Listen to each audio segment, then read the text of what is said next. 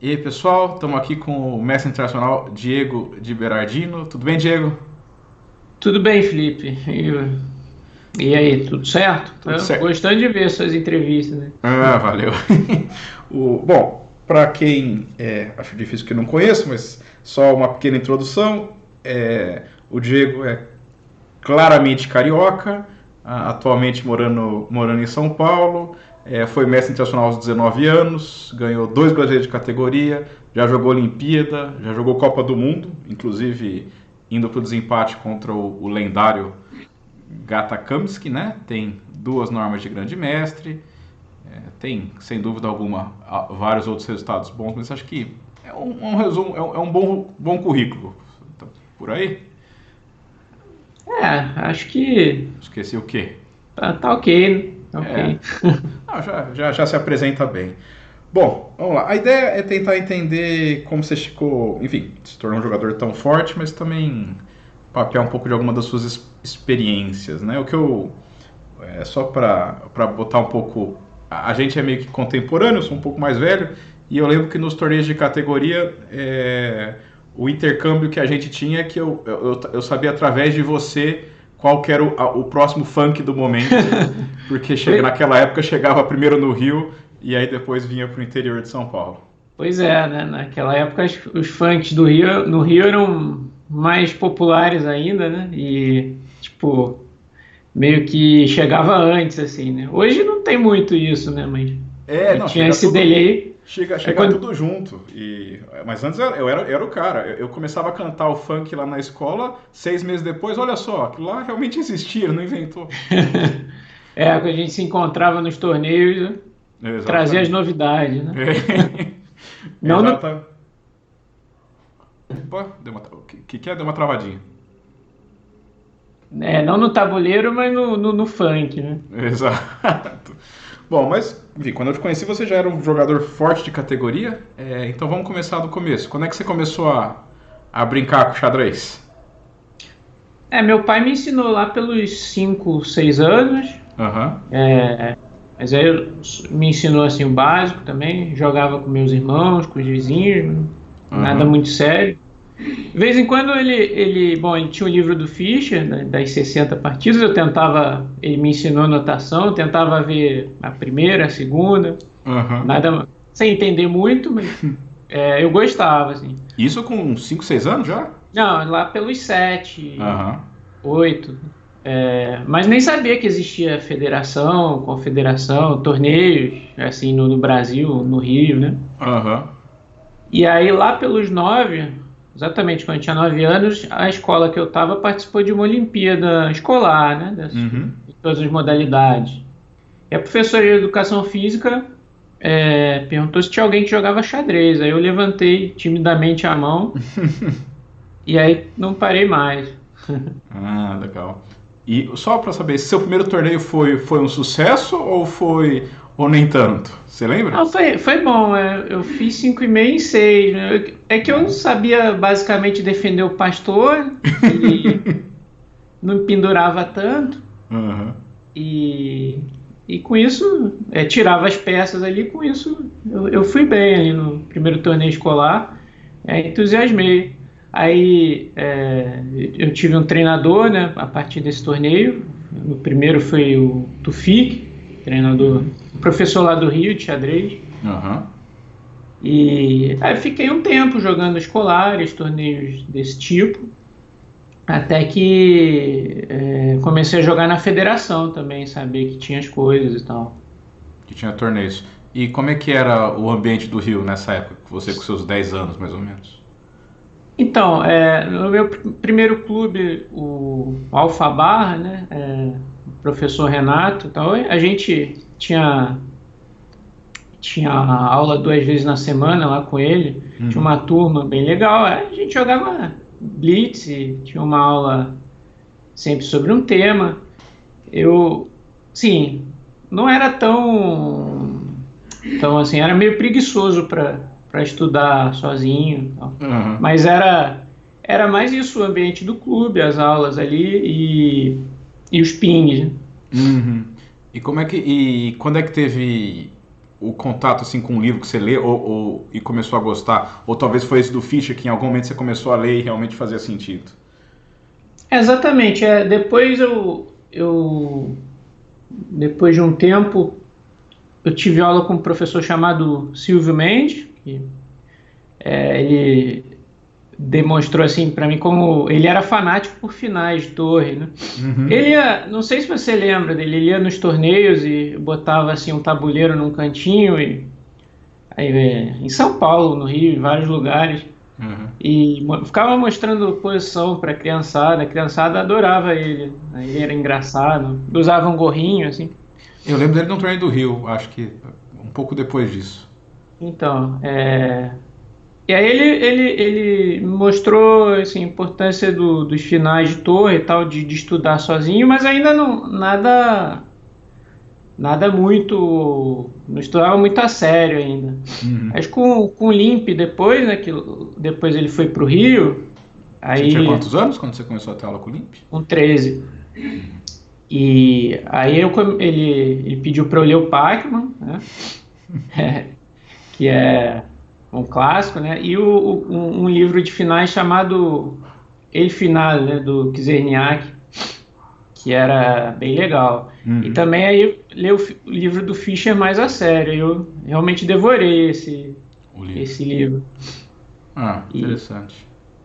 Mas do nada, assim, você sente que teve um estralo ali? Opa, esse negócio de estudar e jogar também estudar também é legal? Ou de onde que surge essa mudança?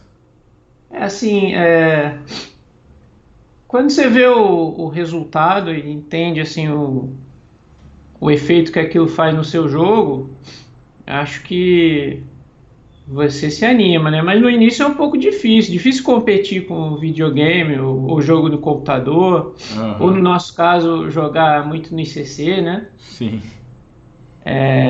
Mas quando vem o resultado e você sente o progresso ali, vem esse estalo, né? Sim, sem dúvida. E o trabalho que você tem com o Limp, o senhor pode falar, porque a gente também... eu tive a sorte de ter aula com o Limp antes dele ir para o Rio, né? Bem nessa mudança. Vocês viam bastante final também, assim? Ou... Com certeza. Acho que o Limp me ajudou muito, assim, nos finais, especialmente finais de peça menor. Eu não tinha muita... Como eu disse, meu professor anterior falava bastante sobre os finais de torre, ele era um entusiasta e tal. Uhum. Mas o Limp me ensinou muito a colocação dos peões nos finais de peça menor, fixar nas casas certas, essas coisas, que são coisas que acho que tem um efeito prático rápido, assim, né? Que a gente ele dá um toque pra gente e a gente percebe realmente a importância disso. Uhum. E além disso ele foi muito importante para eu começar a jogar um repertório assim mais para frente, de abertura. Eu tinha um repertório meio travado, queria jogar ataque índio contra tudo, uma francesa um pouco passiva, sofrendo. Uhum. Aí ele, não, joga E4, as linhas principais, Najdorf, né, contra E4, Índia do Rei. Uhum. No início sofria um pouco, né, às vezes vinha uma coisa nova e jogava só as linhas principais, né. Sim. Mas tomava uns cocos e você acaba aprendendo, né. Uhum. E ele também foi bem importante nisso, de expandir assim, o meu repertório e jogar posições diferentes. Além, é claro, da contribuição nos finais. O Loureiro, que eu tive contato no Tijuca, né, que é um outro clube lá do Rio, também me ajudou muito nessa questão da abertura. Né? Uhum. Mas era algo particular? Era uma aula em grupo? Como é que... A gente fez algumas aulas particulares e também no clube. Era, acho que uma vez por semana ali em grupo. É bem legal. Mas o Limp, então, teve essas duas coisas assim que eu destaco. Uhum. A questão dos finais de peça menor, né? Uhum. E a expansão ali do repertório, de jogar mais pra frente. Legal. Foi muito importante para mim. Aí, com isso eu cheguei mais ou menos uns 2.300. Basicamente. Então você leu alguns livros, né? Não foi uma quantidade tão grande, mas livros bem recomendados, mudou um repertório e praticava bastante. Sim. Mas esses livros que eu mencionei, assim, né? Nessa época, né? Claro, claro. Não. Você já jogava torneio de categoria? Era algo que você gostava bastante nesses torneios? Ou ganhei? Tinha rivais, se eu quero bater naquele cara? Ou não era isso que te motivava para evoluir? Tinha um pouco. Eu gostava, mas achava muito tenso, né? Esses torneios. No segundo ano de categoria tinha sempre o FIA, né? Que desde que eu comecei ele já era um destaque. E, claro, eu queria fazer frente a ele. Lembra naquele brasileiro de Bento Gonçalves que você ganhou 14, não foi? 99. Isso. Eu no Sub-12 eu joguei com ele e tal. Foi uma partida dramática lá. Eu fiquei com 3 peões a mais, ele me enrolou e empatou, assim. Eu fiquei muito nervoso. Era o clima desses torneios para mim. Sim. Mais nervosismo do que, que outra coisa. Sim. Mas é um teste também, né? Você se adaptar a esse nervosismo. Né? Com certeza. E você vai ficando mais calejado, claro, com o tempo, né? Pelo menos a gente espera que isso aconteça, né? Sim. Aí desses 2.300, o que teve pra... Você chegou rápido a esse rate, né? Quando você tinha quantos anos quando chegou a 2.300? Mais ou menos uns 16, né? 15, 16. O que você sente que você precisou fazer para dar o próximo salto? Então, eu achei que precisava aprofundar mais as posições que eu jogava e de abertura, assim, aprofundar mais os planos do meio jogo e tive contato com alguns grandes mestres que me ajudaram nisso. E também passei a ter mais gosto por estudar. Quando eu estava na faculdade, acho que eu tinha uns 18 anos, eu li o livro do Tal, né, o Life and Games. E esse livro, mais ou menos ali quando teve aquele Sub-20 em São Paulo. 2005. Você ganhou, eu fiquei em segundo, mas eu senti que ali foi um divisor de águas para mim. Comecei a dar uma subida boa e partir para o título de MI. E foi um processo relativamente rápido, né? Sim. Eu consegui as normas ali, 2005, 2006, e foi subindo o rate até os 2.400. É difícil falar um número exato, mas uma das coisas que eu percebo que o pessoal mais pergunta mas o cara falou que estudou bastante. O que é bastante? Então, esse seu processo dos 2.300 até chegar ao título de MI, tudo bem, você levava a faculdade, tinha outras coisas, mas você consegue lembrar mais ou menos quanto você estudava em média, assim, por dia, até dar esse salto, e por quanto tempo? Eu era muito desorganizado, mas nessa época da faculdade, eu estudava à noite, né, e... Cara, 18, 19 anos não tem sono ali, né? Muito cedo. Eu, assim, dia de semana aproveitava para estudar, assim, ficava umas 4 horas ali, estudando até 3 da manhã, então, o silêncio da madrugada ali. Sim. Isso me ajudou a dar um salto também. A quantidade. E esse período que você ficou estudando uma quantidade maior, você acha que foi por quanto tempo, assim, que você manteve esse ritmo mais pesado? Acho que uns 2, 3 anos. Hein? Não, legal. 2005, 2006, 2007. E o resultado veio, assim, você sentia que você estudava e o resultado vinha? Ou em algum momento você sentiu, putz, empaquei? Eu estou estudando e aí do nada... A evolução foi uma linha reta bonitinha para você? Não muitas. Eu acho que eu dei uma parada lá atrás nos 2.300. Aí dei esse salto bom até o título de MI. Aí quando a gente começou a se deparar ali mais com jogar com grandes mestres fortes, né? Na época os 3 grandes destaques eram Milos, Rafael e Leitão, né? Sim. Aí era como bater na parede ali às vezes, né? Apanhava bastante e tal. Não, ali eu senti que para subir mais precisava de algo a mais, né? Assim. Uhum. Você tem que. Mas o processo. Esse jogar com esses jogadores, você acha que é importante para você perceber, enfim, o que você precisa fazer, esse contato? Você precisaria jogar com gente melhor que você para evoluir? Com certeza, certeza. E nisso aí, para dar um novo salto, aquela viagem que nós fizemos em 2008, né? O FIA, Crico, eu, Diamante, Uhum. para jogar uns torneios na Europa. A gente, claro, jogou torneio super forte, mas a gente tinha muita interação ali e acho que ajudou a dar um novo salto ali, né? A gente via muita coisa junto, xadrez o tempo todo, né? Uhum. Preparação e tal, jogar com caras duros. Eu acho que esse tipo de interação é fundamental. Imergir dentro do... Exatamente, no xadrez, né? E a idade que você foi, você tava o quê? 20 e poucos, né? A idade que tá sobrando energia. Exatamente, 20... O dia que eu fiz 21 anos, a gente estava no avião indo para Europa. Legal. Bom, aí, enfim, deu salto. Eu agora falar de alguns momentos da sua carreira. Talvez Sim. eu não fale todos os mais importantes, mas alguns que eu me lembro claramente, né?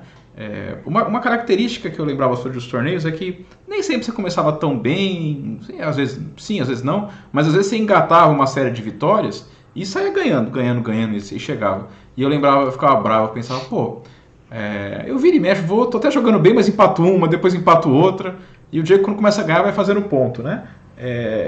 Como é que você lidava com a derrota, depois começar a ganhar? Porque coisa que eu, por exemplo, tinha mais dificuldade nos torneios. Assim, eu ficava bem bravo, mas, sei lá, na outra eu conseguia desligar. E quando eu ganhava uma, ganhava outra, eu pegava confiança. Mas, por outro lado, eu tinha dificuldade no início, assim, às vezes, primeira ou segunda rodada de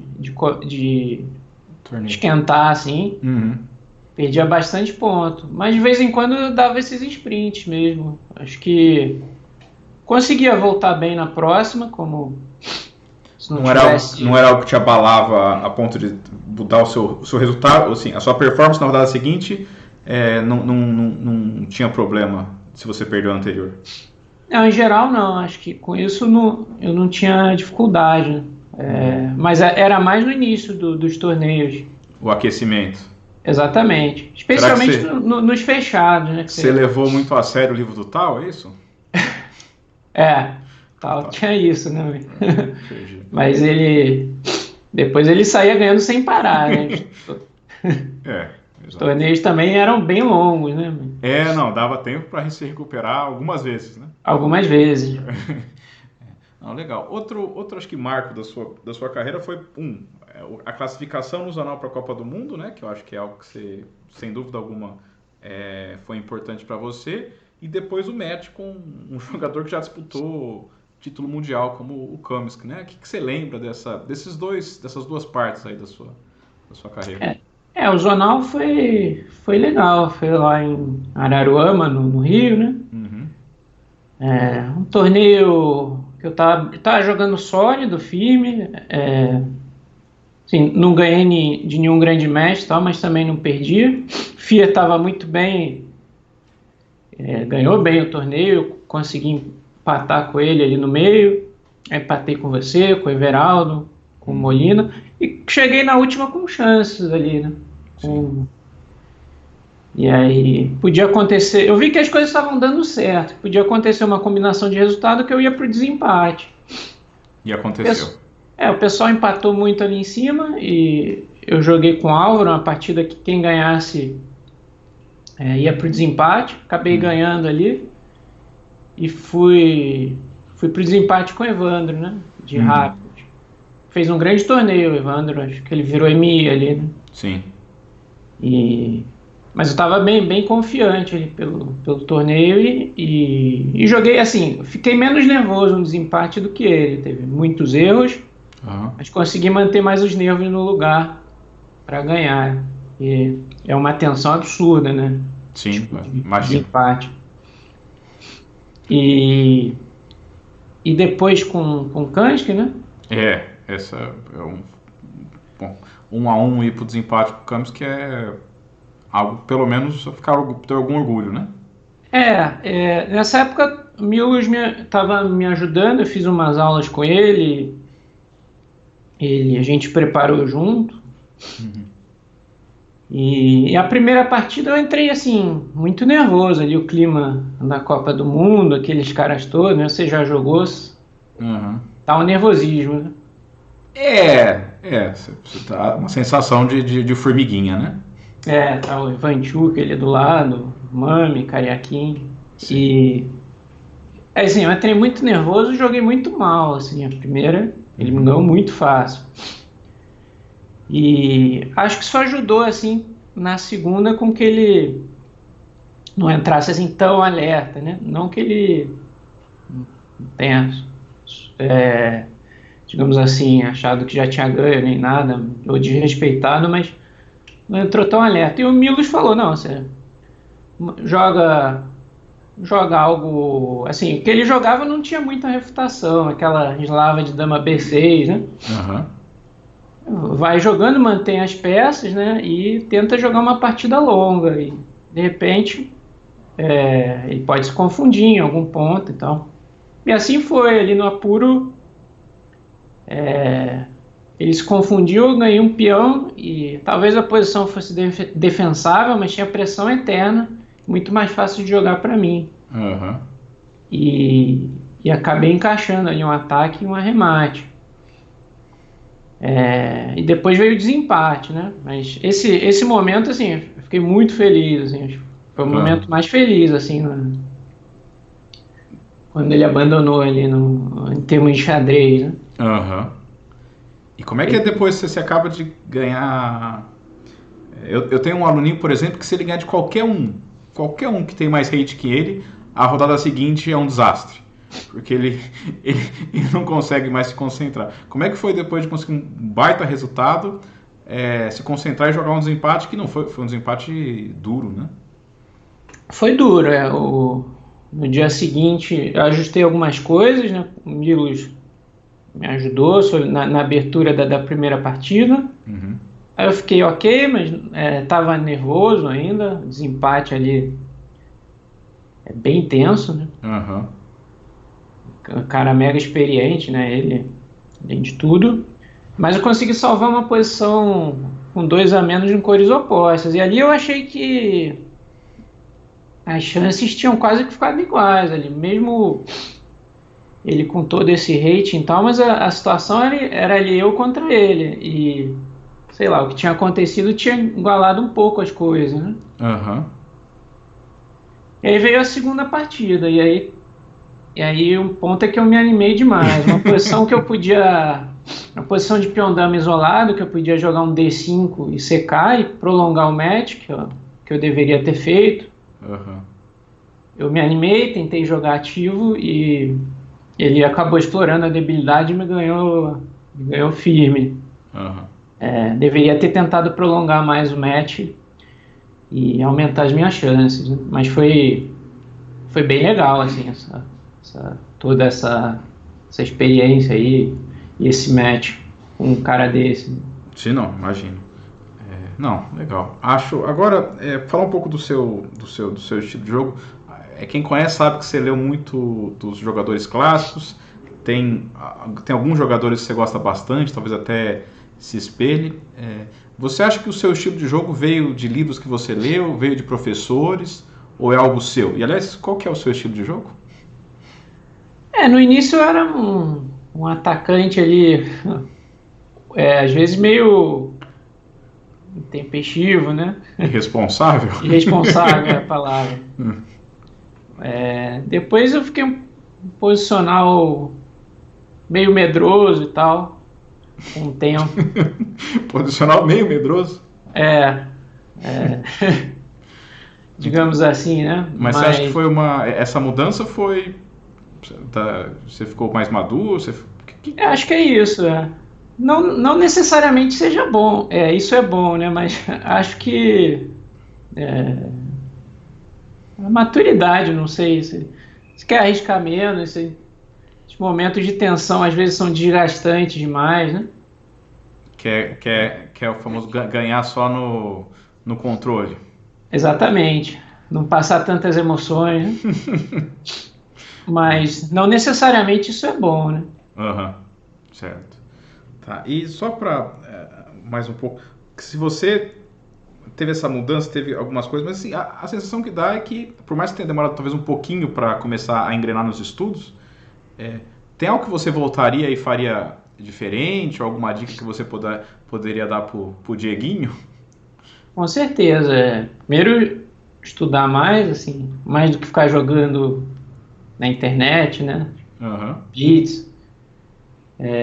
E dar mais atenção para tática, para cálculo naquela época, especialmente talvez estudo de posições artísticas. Eu acho que isso ajuda muito, não só o cálculo, mas a estimular a criatividade, né, do jogador, especialmente nessa fase que ele é bem jovem.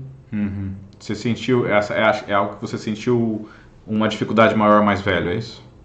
Exatamente. Acho que especialmente estudo ali de composições, finais artísticos, eu recomendaria para mim mesmo, né, naquela época. Não, legal, esse é um conselho interessante. E só- é só por curiosidade, assim, eu me lembro de você jogando mais novo, você sempre assim, jogava duro, mas, e, claro, evoluiu, como todo mundo evoluiu. Mas uma coisa que eu achei curioso, quando eu jogava com você, às vezes ping brincando e pensada, é que pensado você foi ouvir no seu nível. Mas eu lembrava que você novinho, o seu blitz não era tão bom quanto o seu pensado. Eu achava que tinha uma discrepância grande, pelo menos era a sensação que eu tinha. E você foi ficando mais velho, em algum momento você pegou as manhas do blitz e hoje você joga bem, né? E está conseguindo resultados bem melhores. Essa percepção que eu tenho faz sentido? Pode ser que eu tenha sido totalmente errado. E se teve, como é que alguém melhora especificamente no ritmo de blitz? Realmente, eu acho que isso é verdade, assim, de um tempo para cá, melhorei um pouquinho e acho que você aprende, tem que soltar a mão, não adianta ficar travando. Passei a fazer mais exercícios de tática com o tempo, acho que isso, claro, ajuda, né, nisso. Uhum. Mas mais a questão de entender que tem que soltar a mão, não adianta ficar travando. Tentar calcular, tentar entender, tentar jogar o lance certo. Você pensa, você demora pensando 2 minutos, você não chega a conclusão nenhuma, o seu tempo foi embora, né? Então, meio que você... Não que eu faça isso perfeitamente, mas entendi um pouco melhor isso. Interessante. Tá. E agora umas curiosidades, antes da pergunta final. A primeira, o que você vê a diferença entre o xadrez carioca, por exemplo, do xadrez paulista? Você ia jogar torneio no Rio, você jogava com as pessoas, tinha um jeito, alguma coisa, o pessoal tem um estilo. Por exemplo, a gente pega a partida dos argentinos antigos, parece que tinha um estilo, uma escola, alguma coisa. Existe uma escola carioca de xadrez? Acho que o pessoal é mais geral, assim, conceitua muito, tem jogadores fortes, e um pouco menos concreto.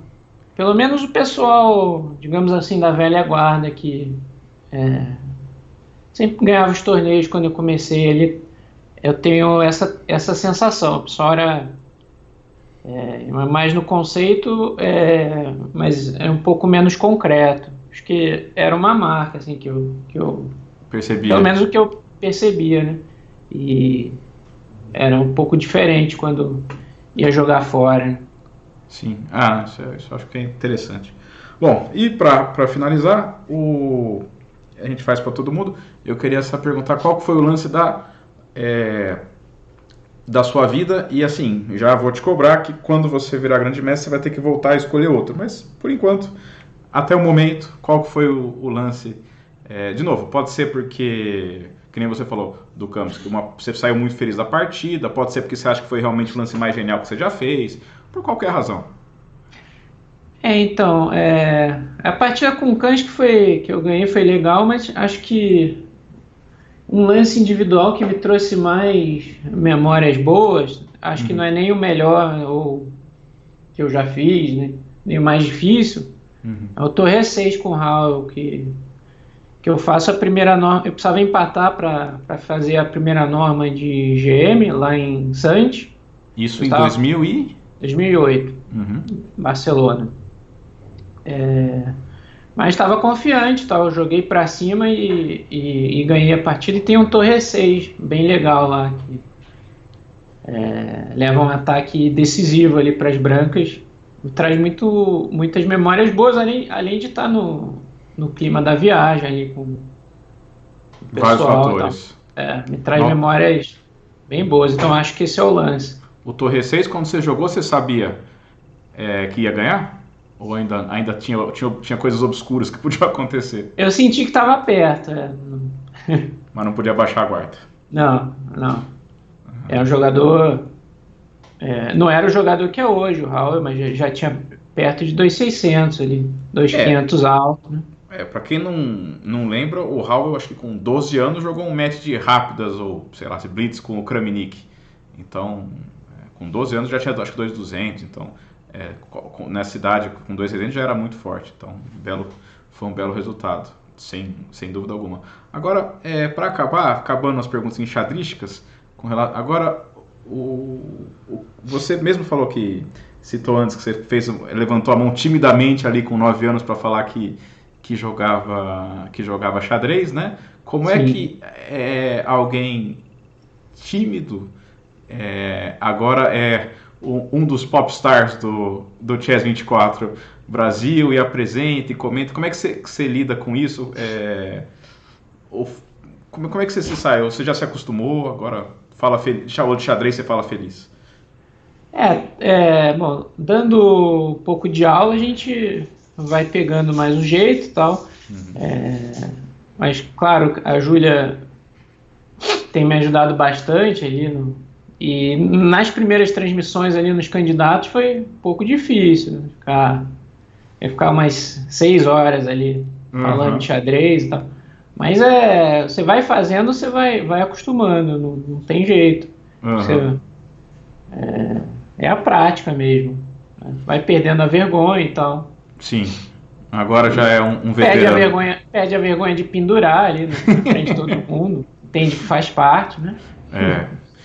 Mas esse eu acho que é uma das coisas mais legais da transmissão online com pessoas que não estão lá vendo o computador.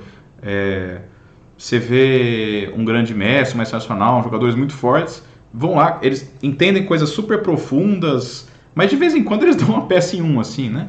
E Sim. É interessante para ver como é que a mente de um bom jogador, de um grande jogador, funciona. Bom, eu só tenho a agradecer pela presença. Você tem alguma mensagem, alguma coisa que você quer passar agora? Agradecer mesmo e parabenizar pelo seu trabalho aí. Eu espero que você siga em frente. Resgatando aí a memória e a história do xadrez brasileiro de uma maneira bem legal. Acho que ainda não tinha sido feito assim. Não, então eu sou obrigado a fazer só mais uma perguntinha. Você que conhece melhor o xadrez do Rio, apesar de estar morando em São Paulo agora, você tem nomes do xadrez carioca de destaque que você acha que o Brasil deve conhecer, mas não conhece tão bem? Então, tem um Sadi, né? Sadi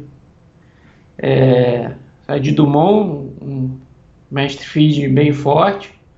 Muitas histórias, experiências, né? Jogou diversas finais de brasileiro, jogou com jogadores bem fortes. Outro poderia ser o Ricardo Teixeira, também um jogador experiente, também organizador, né? Sim. Ele ajudou, por exemplo, a organizar a volta do Mequinho, simultânea do Kasparov, e é um bom jogador. Esses são apenas alguns, assim. Não, claro, eu sei que é maldade porque sempre vai ter gente...